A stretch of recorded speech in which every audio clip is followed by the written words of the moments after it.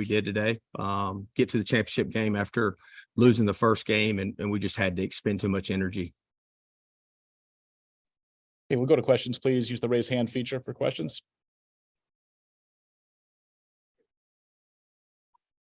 Start with Patrick Mason, please. I got to unmute this. Coach, just how proud are you of the guys? Like, like you mentioned, you come from the losers bracket to do this, and just the resiliency, a couple extra inning games and just to bounce back and really fight throughout the whole week. Yeah, the amount of time we were up here this year is the most that we've ever been up here. I mean, I don't think any team's gone through what we went through, extra inning first game, second game, you have over a 4-hour rain delay. Guys had to battle for behind, getting down 6-5 to come back, win that game. Then the UCF game, we had a day off, but then the UCF game, I think, went 13 innings where we had the lead in the 9th, and UCF tied it up. And we had to walk it off in the 13th. And then you got a doubleheader the next day. And for our guys to show up, and, Saylor was tremendous, and then the bats get hot.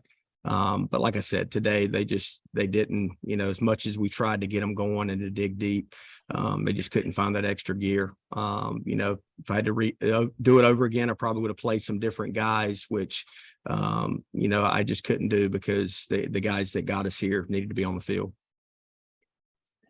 Go next to Stephen Igo, please. Hey, Coach, this may have been asked. I had some internet issues, but did you get an explanation on the second base, or Riley Johnson played at second base? It looked like he may have been safe, and how tough of a call was that? I saw it, and after the game, because everybody was saying he was safe, and I saw it, and it's too close. They're not going to overturn a call like that. Riley's awesome, but we got to get the bunt down in that situation. Put us in a bind, and I didn't want to bunt with 2 strikes.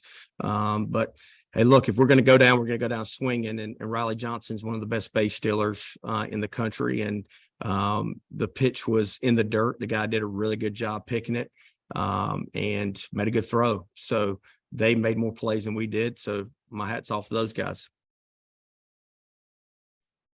Next one to Gary Smith, please.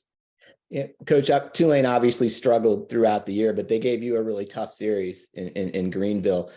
What do you see from this Tulane team now that they weren't showing earlier in the year? When we saw them in Greenville, I don't remember exactly when that was, but we had to play 3 games in one day, which it makes the level of competition a lot closer when you play multiple games in one day. They did swing the bats really well against us, and Castro was pitched really well against us in the second game. Do I think they're a 2019 win team, 20-win team? No. I mean, when they were in Greenville, I think they got their 13th win against us. So I think I told somebody that's the best 13-win team I've ever seen. So they definitely have more talent than what their win total is. And that's not a knock against Jay. Please don't run with that and take that. I like Jay. I think Jay's a good coach. I just don't know why they haven't won more games, because I think they have some talent over there for sure. We'll go to Patrick Mason. Coach, when you guys are on the road like this, you're probably the first time all year, you're an entire week, you're in the hotel together, you're hanging out, you guys are battling tough. What does that do for just this group to maybe come together? I don't know. What have you seen out of the guys just being able to hang together for this entire week? Well, we've been in Florida since Wednesday of the prior week. So we've been here, I think that's 11 days, if my math is accurate. So the guys have done a really good job. I mean, there was some kind of bug going around that I told you guys, AMAC, was throwing up and having diarrhea. Saylor had it one day. Charlie Hodges had it today. So a lot of guys fought through a lot of different things. I mean, like I said, Will Coxon called every inning of this entire gauntlet of a week. So I'm just proud of our guys, just the way they competed and they represented East Carolina University. Next one from Mark Keplinger, please. Hey, Coach, how do you plan on regrouping for the regionals next week? I'm not going to regroup. We're going to give them some time off, but we've won 45 regular season games and won the regular season. So there's not any regrouping going on. No, we're a really good baseball team, and we've proven that for the entire year. Back to Stephen, please. Coach, what do you think about y'all's chances to potentially host with 45 wins and a regular season title, or do you not have a strong opinion on it either way? I have a strong opinion on it, but I'm not on the committee. You would know this better than me, but I don't think we've ever had 45 wins at this point in the season since I've been the head coach at East Carolina. Maybe in 19, I don't think so, but our conference RPI as a whole this year, for whatever reason, was so bad. But if you look at our non-conference RPI and our non-conference strength of schedule, we did everything we could do to put ourselves in a situation. As Butch Thompson told me, the head coach at Auburn, we're on the subcommittee of the regional thing, said, "Hey, Cliff, you shouldn't be embarrassed with a 24 RPI, because if you're not in the SEC, how would your RPI be better?" And look, we've done everything we could to put ourselves in that situation. Unfortunately, we don't get to vote on it. So we'll play wherever they want us to play. But, I really think our guys earned to play in Greenville with 45 wins and a regular season conference championship and our non-conference RPI. Okay, we'll take last one from Gary Smith, please. Yeah, Tulane, T.O. Banks, who really struggled earlier in the year when 11 for 21 in the tournament, had 3 singles against you in the first 3 bets. How much of an problem is he going to be for whoever Tulane faces in the regional, the way he's playing right now? Yeah, he's a really good player. We were happy that he hit singles off of us. It's kind of a reverse split where, he actually sees right-handed pitching better than he does left-handed pitching. So we felt like we had a good matchup with Root, and he hit a couple balls off the cap. I mean, the one in the 4-hole, Starling got to, but it's just off the cap, and he's a good runner. So he definitely poses a problem for anybody that, is pitching against him. Thank you. Coach Govan, thank you for your time today and this week. Good luck in the regional. Coach, congratulations on the championship. Can you just give us your opening thoughts on an eventful day here at the stadium? Well, first, a hearty congratulations to East Carolina on a terrific year. They'll go out and represent the conference outstanding like they always do. And, to be the champ, you got to beat the champs, and then they've done it for a long time and represent this thing at a first-class manner. So to be able to beat them, and for them to have to go through all the things they went through the losers bracket to get to where they were was extra special for us, for sure. A lot of heroics, Dylan coming back after 108 pitches or whatever it was, and Jonah Walker and Colin Riley and Ricky Castro again to come out for the 3rd time. You go up and you score 3 in the first, and you turn around and give up a 4 spot, and again, resilient all week and pretty much all season with what we've been through. And so, I think at some point it's just, how to navigate through those kind of things. So just really, really proud of the guys and happy for them. Like I said, it's been a trying year, and they stepped up and had their best focus and intent at the right time of the year, for sure. And now we get to take that in our jar with the lid on it and take it to the next weekend, which is really cool. Go to questions, please. Start with Gary Smith, please. T.O. Banks didn't hit any home runs today. All he did was get singles in his first 3 at bats, then scored the last run too. On top of that, tournament's most outstanding player. Just what can you say about his performance all week long?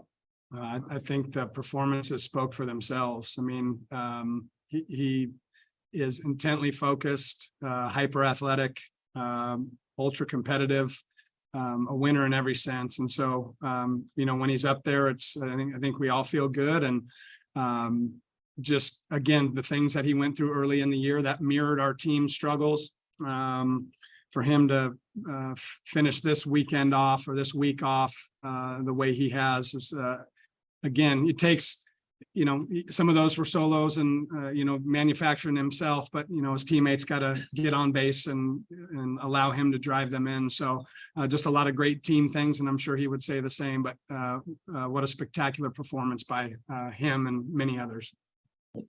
You knew you could score runs against this team. At this point of the tournament, you've been doing it all tournament, but the pitching performances you got after the rough start, you kind of enumerated them, but just either guys that weren't used to being in that role or guys that really hadn't proven themselves on this stage, one after the other kept coming. through for Yeah, and I you. mean, those are the kinds of stories that show up this time of the year, when you're taxed for what you have and guys haven't had opportunities or have had their opportunities limited because of, a lack of performance. That's baseball and that's the way it goes. But you always have to be ready when your name is called, whether it's off the bench or a pinch starting role as a position player or out of the bullpen. And, the way those young guys came out of the pen was really big boost for us. And you could see it when I went out to get the ball from them, the appreciation and happiness that their teammates had for those guys' performance. And because how hard you work to try to get those results. And when they don't come, it's tough. But when they do come and they come in big moments, you got to want the moment. They wanted the moment and they were able to execute. And so just really outstanding performances by those guys. We'll go to Rod Walker next, please. Hey, Jay, what's sort of your message to the team at these points during the season when things weren't looking good? And, how'd you kind of keep them up? I always just try to operate on the principle as what would I do if we were winning? I try to behave the same as much as I can. And certainly frustrations can boil over and demands kind of get higher. And when you're not playing well, sometimes it's a little more difficult to take coaching. But I try to do it from a place of love and I try to do a place of growth and development. And, and my role as the head coach is to sometimes give them more leash than maybe they deserve at times for the learning experience. And then to be able to tighten that chain when it needs to be tightened. But I've just tried to stay consistent in the messaging, and that's keep plugging away, keep pounding away, keep getting better every day. And, this week, I just felt it from them. I get on the bus to talk to them before practice or after practice or before a game and after a game. And I just saw a different, I wouldn't call it the light switch, but I just saw a different sort of focus. And when you're around people every day and some people have good feel for, body language and so forth. And I may not be the smartest guy in America, but I think I do have some pretty decent emotional intelligence. And I just have a good feel for them when they're in a good place, when they're not in a good place. And I can tell you without hesitation that from the time that we left New Orleans to the time we got here, particularly after the Memphis deal, we were trying to set up our pitching. They understood that. The results, weren't great at the end of the trail of conference play, but they knew the bigger picture and they were committed to being intentful and purposeful. And that's exactly what we got all week. They were resilient and they were gritty and, every adjective you can use, they showed it. And just supremely proud of them and their efforts and who they are as people. And, sometimes I get frustrated at them and they get frustrated at me, and that's just relationships. My wife gets frustrated at me, and vice versa. Those are when you're around people every single day and you're fighting for a common goal. And it's easy when things are going well, but when things aren't going well, it really tests every ounce of your patience, your trust, your belief. And I've tried to give them the same message, the consistent messaging over the course of time. And hopefully it's stuck. And they play the game. I stand over there in the corner and cheerlead. So just again, proud of them for their performances. I had one quick follow-up. Can you describe the moment when the ball pops up to the final out? What was that moment like for you, and what went through your mind? We were positioned that way. Coach Brill keeps a really good book. And as soon as I saw it go up in that direction, it's just a matter of watching it in, but you could feel the anticipation of that third out like you see it on TV so many times. And as soon as that ball landed in Brady's glove, it was euphoria, it was hugs, and I didn't even get a chance to see it. And Curtis, our ops director, and I were mauling each other, and I tried to get to my assistants in the other corner. They were mauling each other. So, those are the things, man. When people don't believe and they lose faith, and you don't, and you hang in there, and those kind of things show up, it makes it extra special for the journey. Okay, we'll take another from Mark Keplinger, please.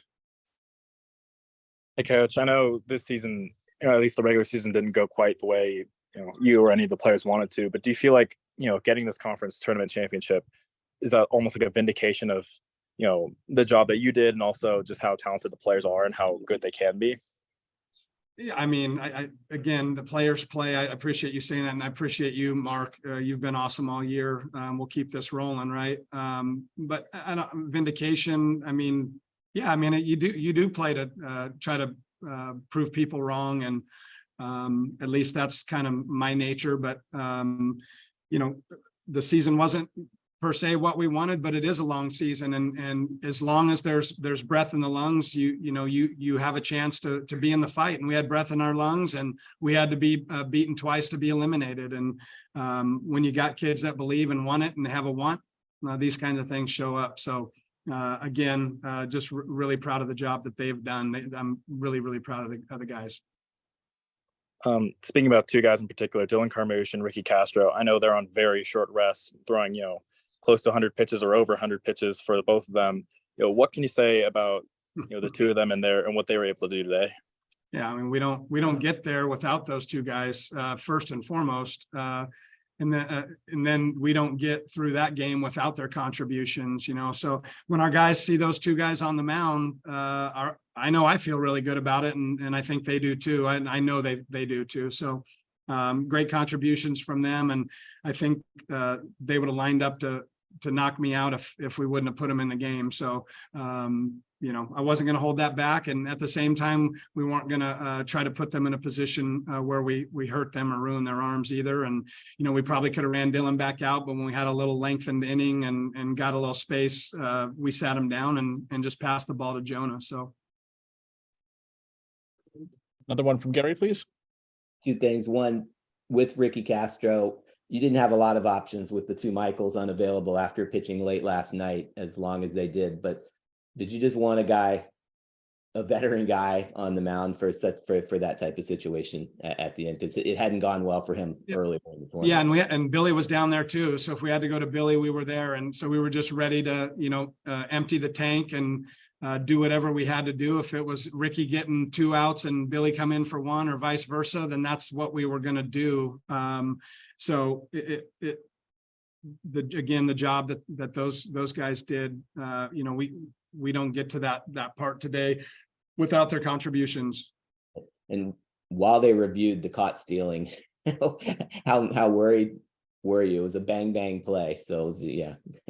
I just kept repeating self-affirmation of, we're going to win this game. We're going to win this game. We're going to win this game. We're going to win. I mean, I said it over and over and over and over and over until that guy came out of there and said the call stood. So, I believe in the power of thought, and I believe in the power of how you think.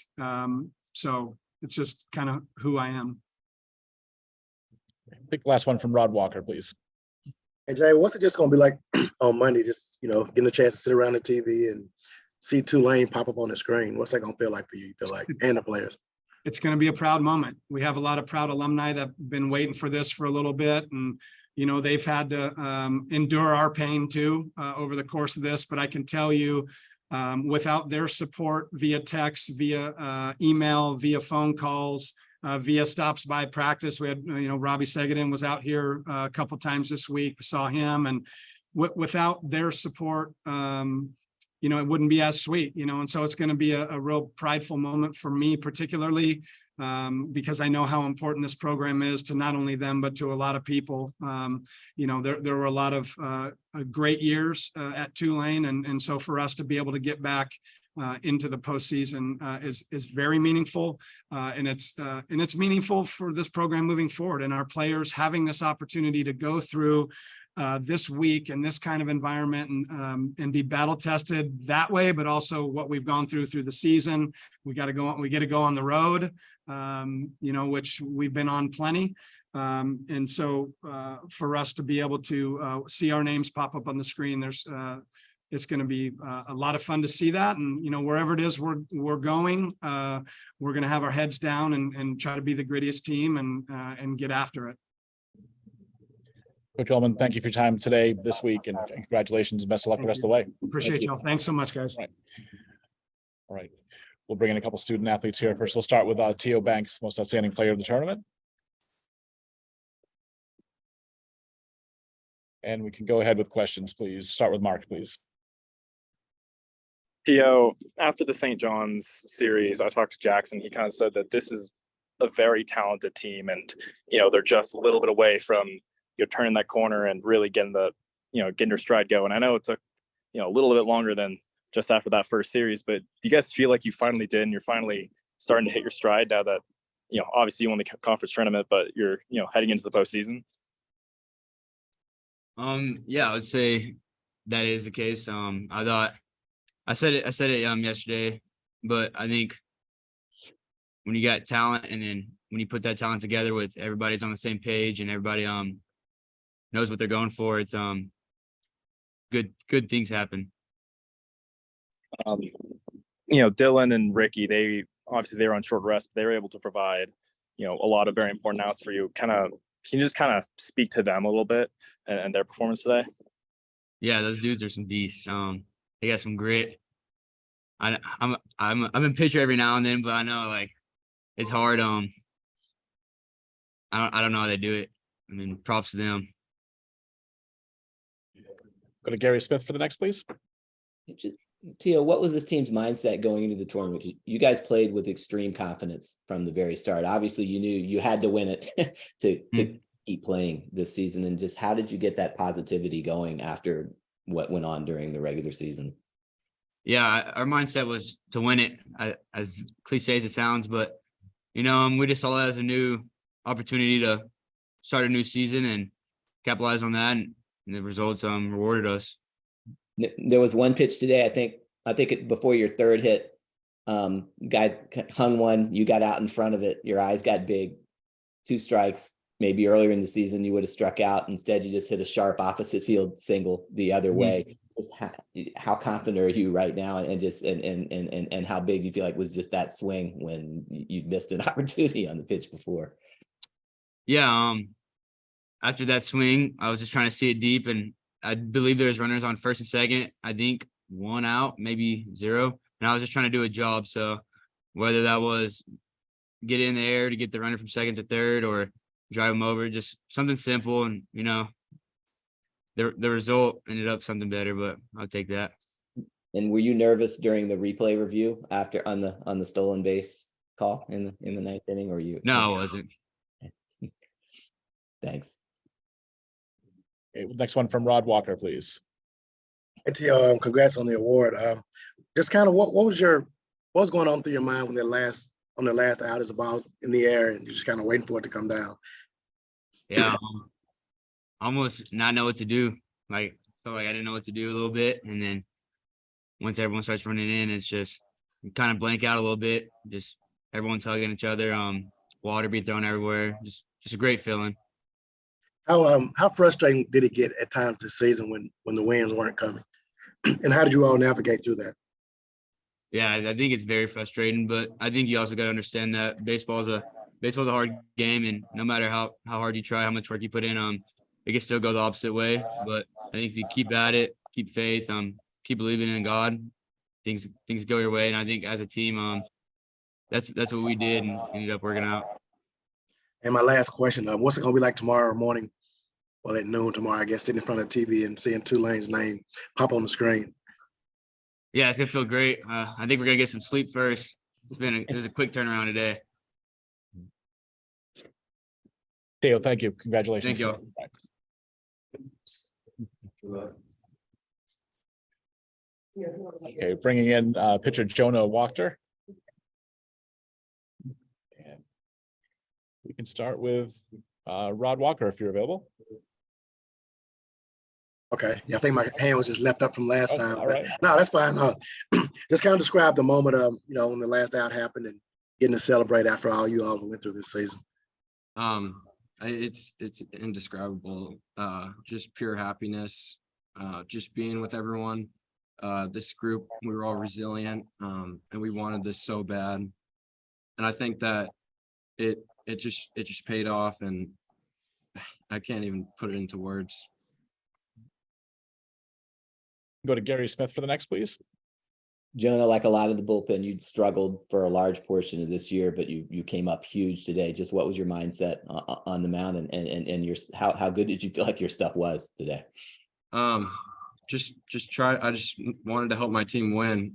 We all wanted this so bad, and I knew that when my name got called to go in the game, that I had to step up and I had to keep us in the ball game so that we could put ourselves in the best seat to win. Overall, I felt pretty good. Early on, I was a little shaky, walked a couple guys. And then as I went on, my pitches, I started locating better. But there's still a little nerves there. Did you want to stay in when you came out? Because you just gotten a pretty routine fly ball. I wasn't even really thinking about it. I mean, I knew that the guys that we had going in the bullpen were going to be able to get the job done. So when my time got called, I was ready to hand the ball off to them. So I will never question any of that. What do you feel like? What allowed you guys to believe that you could win this tournament? Because it was clear watching each game that you guys did believe, but with the season you'd had, how did you get to that point? Just the fact that all of us, we're super talented. We all knew that. We knew that we had this opportunity, and that it was the conference was open. There was good competition, but we were right there. A lot of the games throughout the year, we were in close battles. So we were confident. We knew that we had a good shot to win it. And I just think that, you know, we had a good shot to win it, and the conference was open. So we just played our best baseball at the right time. Thank you. Next one from Mark, please. Jonah, I know you alluded to it earlier, but you got yourself into a couple of jams early on, but you're able to get out of them. So what was your mindset through them, and what helped you get out of those situations?